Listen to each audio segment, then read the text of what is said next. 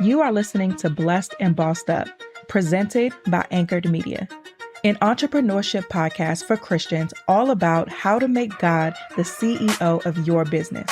Get ready to be inspired, challenged, but well equipped to live and build your destiny His way.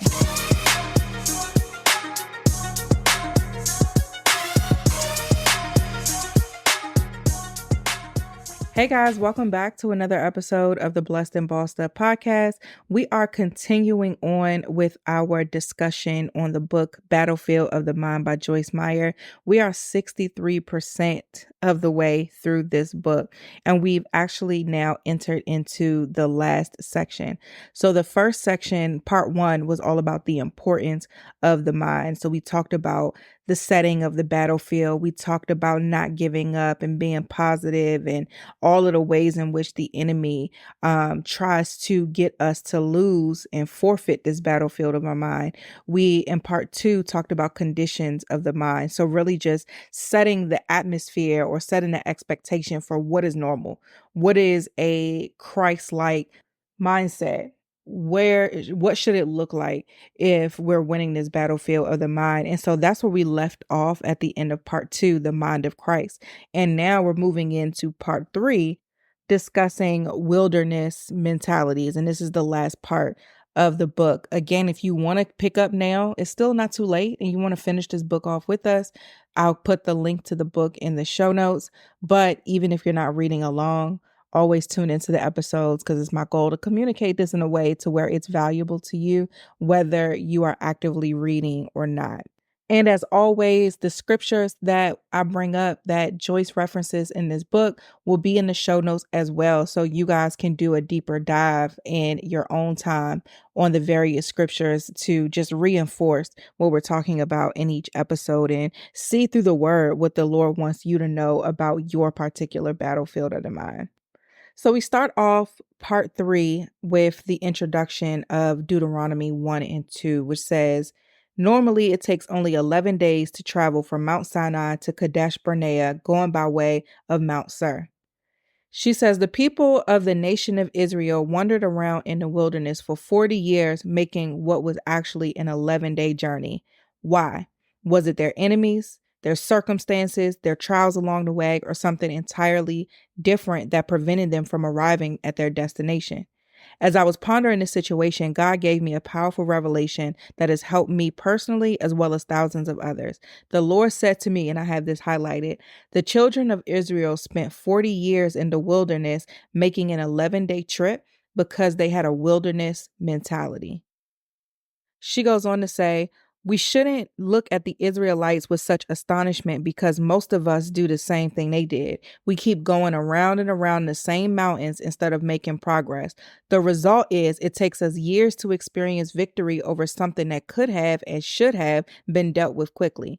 I think the Lord is saying the same thing to you and me today that He said to the children of Israel in their day. You have dwelt long enough on the same mountain. It's time to move on. And Joyce just continued to keep swinging. The next part I have highlighted, she said, some people have a wilderness type life because they are a wilderness. And it was interesting because when looking at just this book as a whole, I am like, okay, we talked about, like, we ended with the mind of Christ in chapter 15. So why does it feel like we're going backwards by talking about the wilderness mentality? And I mean, the rest of this book, we still have 7 to 8 more chapters, and all of them were talking about the wilderness mentality. It feels like we took steps forward in chapter 15, but we're taking steps backward in part 3.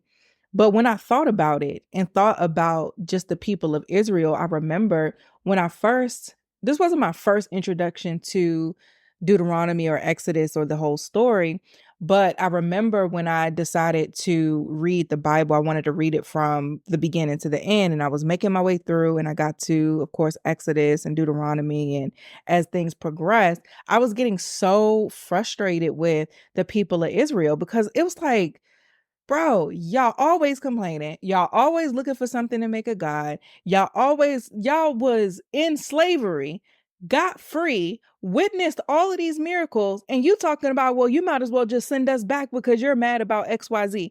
They were getting on my last nerve.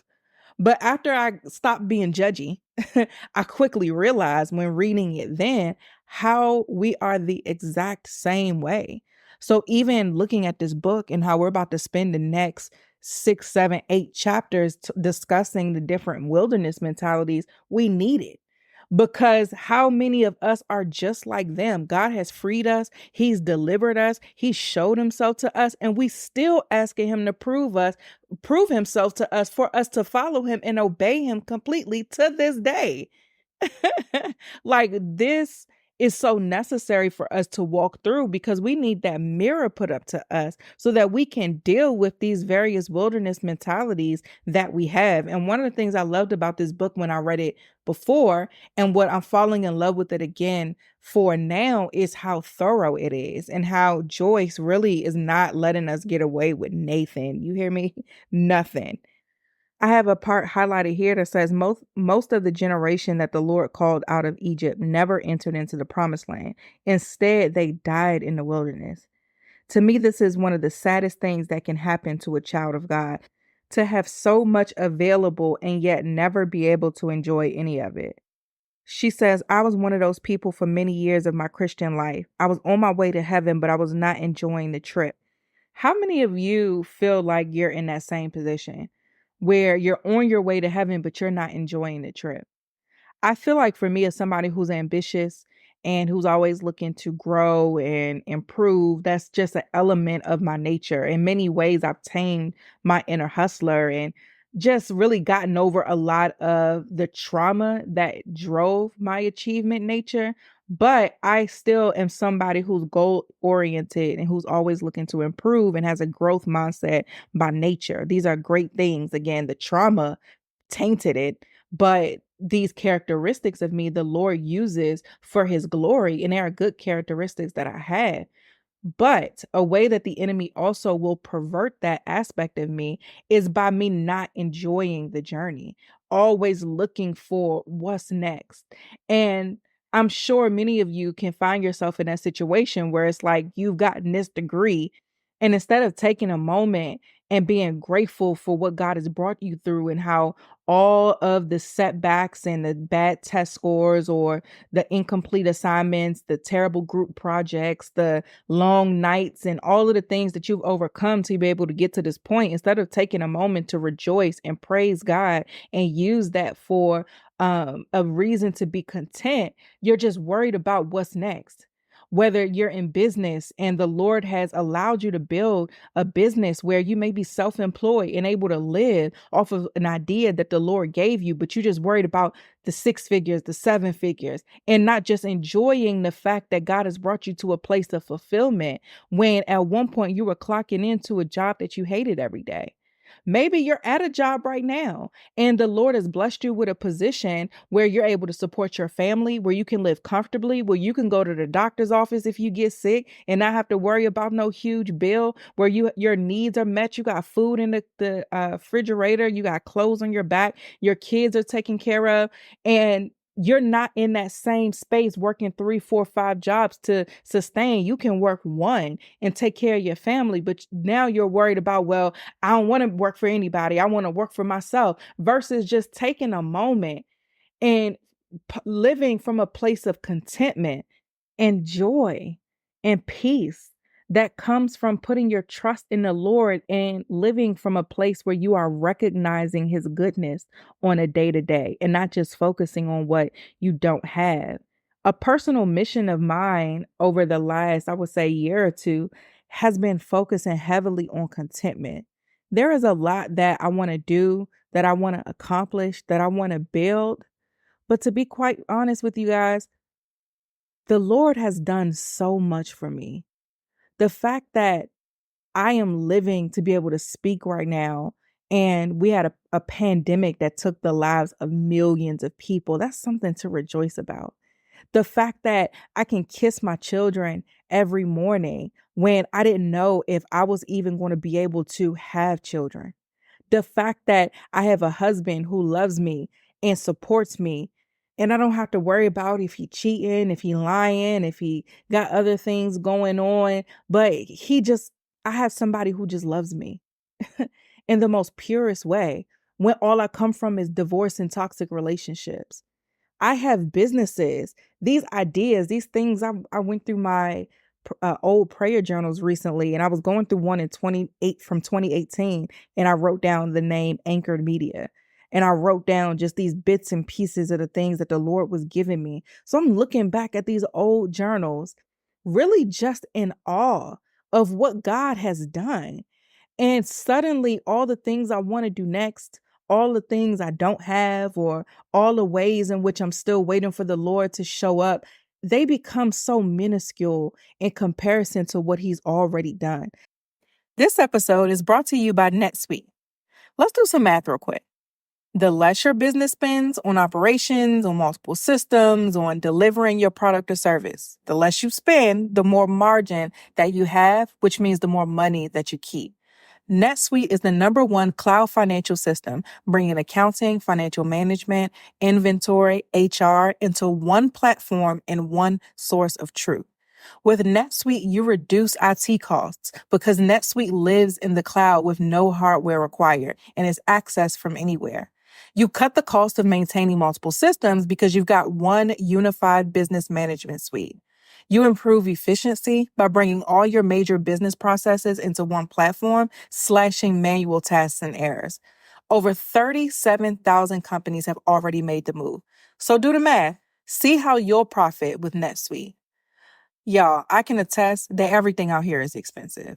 All of these tools and these AI softwares and systems that we love, they cost, and those costs add up. And it's important for us, especially in this economy, to find creative ways to cut costs and boost performance at the same time. By popular demand, NetSuite has extended its one-of-a-kind flexible financing program for a few more weeks. Head to netsuite.com/blessed. netsuite.com/blessed. netsuite.com/blessed. This episode is brought to you by Kajabi.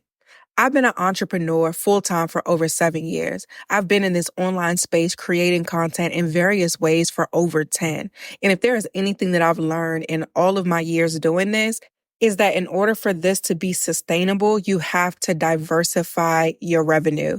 It is extremely important in this online space to build your brand and then turn your audience into customers. And you need a platform and software that's going to allow you to do that, because a lot of times you're doing this as a one-person show or a solopreneur. And these days, you don't have to hire people. You can hire technology. Kajabi is the leading all-in-one platform that helps creators and entrepreneurs build successful online businesses by unlocking predictable, recurring revenue. No matter your niche, Kajabi makes it easy to turn your skills, passions, and experiences into enriching online courses, exclusive membership sites, subscription podcasts, thriving communities, personalized coaching, and more. The best part, Kajabi doesn't take a cut of your revenue because everything is owned and controlled by you. So you keep 100% of what you earn. And with Kajabi, you also get robust analytics, easy payment options, email marketing tools, and customizable website templates all built in.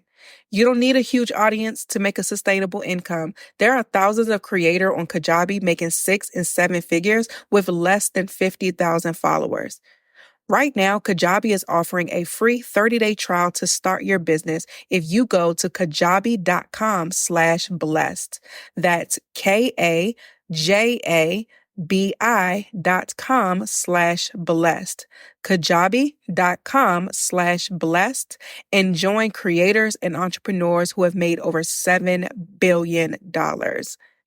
This episode is brought to you by Happy Mammoth. Are you going through menopause or perimenopause? The women in my life are always discussing how it's such a struggle to find comfort in your body during this stage. You have to try Hormone Harmony. Happy Mammoth, the company that created Hormone Harmony, is dedicated to making women's lives easier. And that means using only science-backed ingredients that have been proven to work for women. They make no compromise when it comes to quality, and it shows. Hormone Harmony contains science-backed herbal extracts called adaptogens. Now, here's the beauty about adaptogens. They help the body adapt to any stressors like chaotic hormonal changes that happen naturally throughout a woman's life.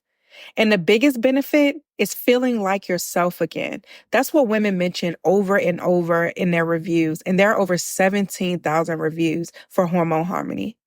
For a limited time, you can get 15% off your entire first order at happymammoth.com. Just use the code BLESSED at checkout. That's happymammoth.com and use the code BLESSED for 15% off today.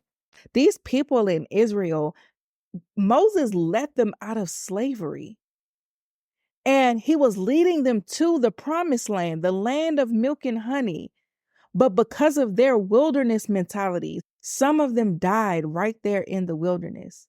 Because of Moses's disobedience, he didn't even see the promised land or enter it, rather. The Lord let him see it, but he didn't even enter into the promised land himself.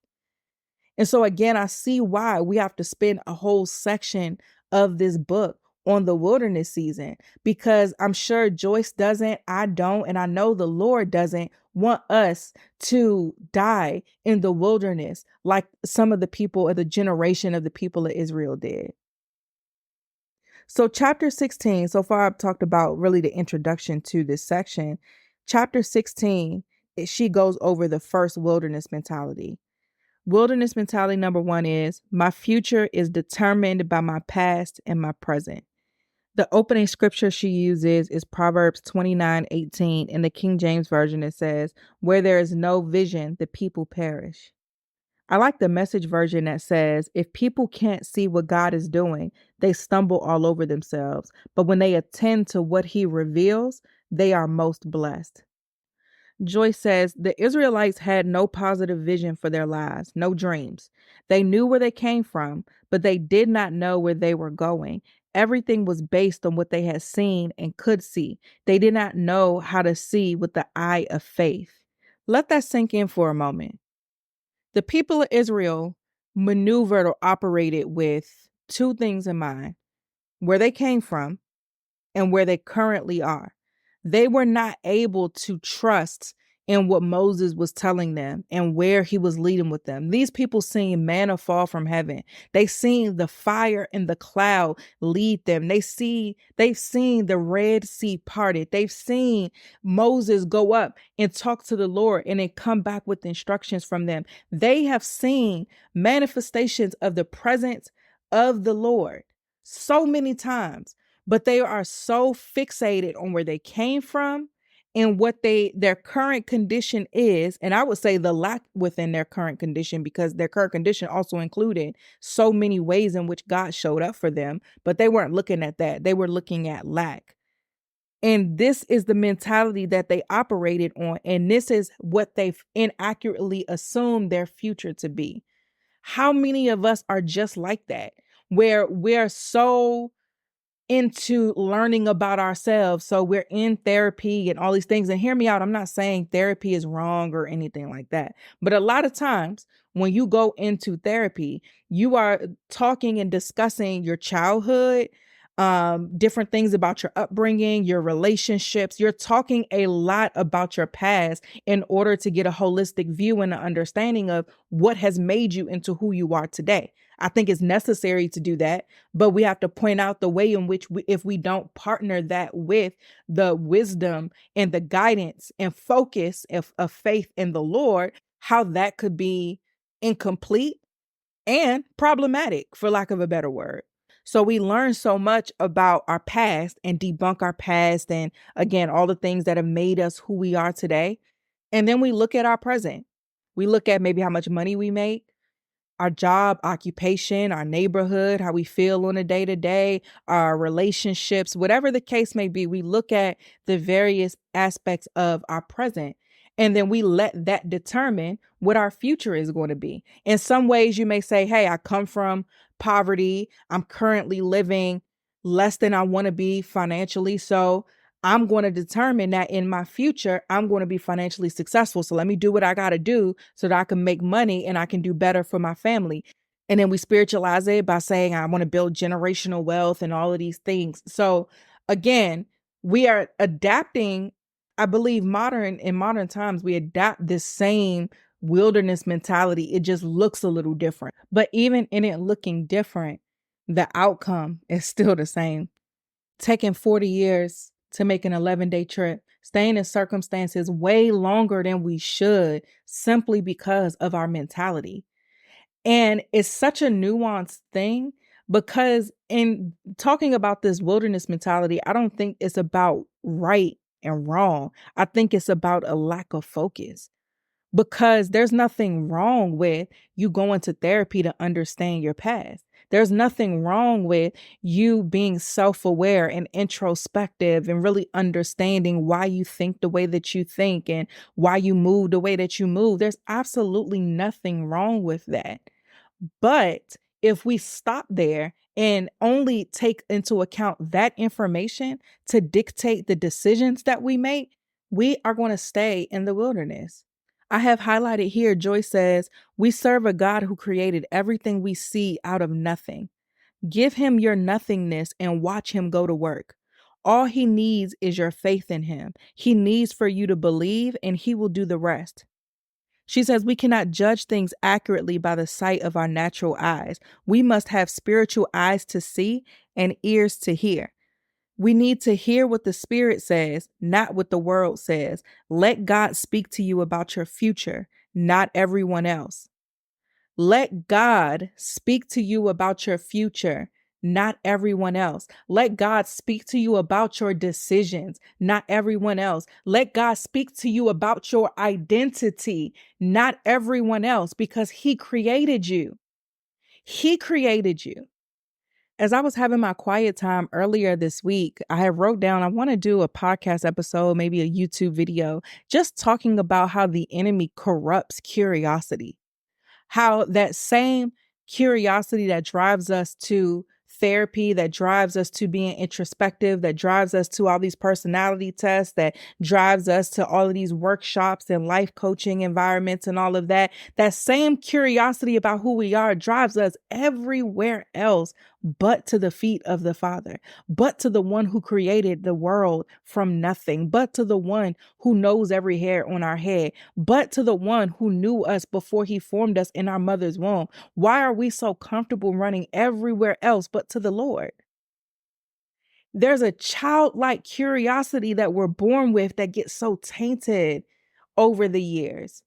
I remember when I was a kid, my grandmother had me in church, and I don't remember what the sermon was about. I just remember the question that sparked in me was, how do I know my purpose and what God has called me to do? And at a young age, I remember being a child, I asked my grandmother that, and she had arranged for me to sit down with the pastor so that I could ask him. And I don't remember what the pastor told me. I just remember that childlike curiosity that I had and was grateful for the ability to ask that question and for my grandmother and the pastor to facilitate me getting those questions answered. And I was talking to the Lord about that this week, and I wanted to do a podcast or a video, some type of content about it and dive deeper into it. And then later on that same week, I was watching The Chosen, and I just started watching it. And so I was only on maybe episode 3, where I think it's called Jesus Loves the Children. And it was just such a sweet episode, because it just showed that childlike curiosity, how they were asking questions, just having conversations. And Jesus was just talking to them, answering their questions, showing them areas where if they were talking about things in school, he was explaining situations to them, just giving them wisdom. It was just so beautiful to see that childlike curiosity and the enthusiasm and the love and the willingness of Jesus to meet them there and answer their questions, and how happy he was about it. Of course, when we're reading the text, we can't see him face to face. That's why content like The Chosen is so important, but it just made my heart so warm, because I'm like, dang, in my big age, I want to still have that childlike curiosity, even at my big age and at our big ages. No matter how old you are, we ain't kids. We can still go to the Lord with our curiosity and our questions, and he is still there, willing, wanting to answer them, to love on us, to show us ourselves, to give us answers, to give us guidance, to give us direction, to give us comfort. He wants to do all of those things. But this wilderness mentality keeps us from that. It keeps us in situations and in seasons way longer than we need to. So I ask you again, can you see this wilderness mentality manifesting in your own life? Again, it's called, the title is My Future is Determined by My Past and My Present. Do you operate in that belief system? The answer may have been no at the beginning of the episode, but do you feel like you operate in that belief system? Can you see a bit of that mentality within yourself? If so, that's something to take to the Lord. If so, then you need to go to the Lord with that childlike curiosity and ask him to show you your future. Ask him to reveal and give you wisdom. Because remember, we started off the chapter with, where there is no vision, the people perish. The vision ain't us, what we come up with. It ain't what we cut out in magazines and put on a vision board. It ain't that. The vision comes from the Lord. It's his divine guidance that sustains us. So I'm going to end things here. If this episode blessed you, share it with a friend. Leave us a 5-star review. I love you guys. Thank you so much for listening to another episode of the Blessed and Bossed Up podcast. And I'll see you in the next one.